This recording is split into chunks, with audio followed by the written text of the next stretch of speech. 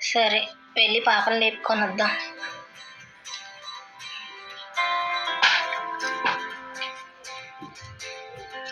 Genie, genie, genie, స్కూల్కి time అవుతుంది. Good morning అమ్మా.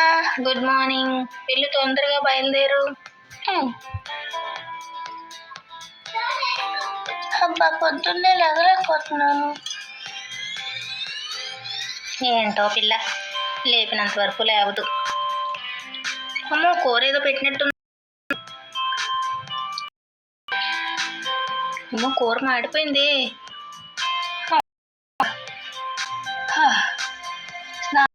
ఫ్రెష్గా ఉంది.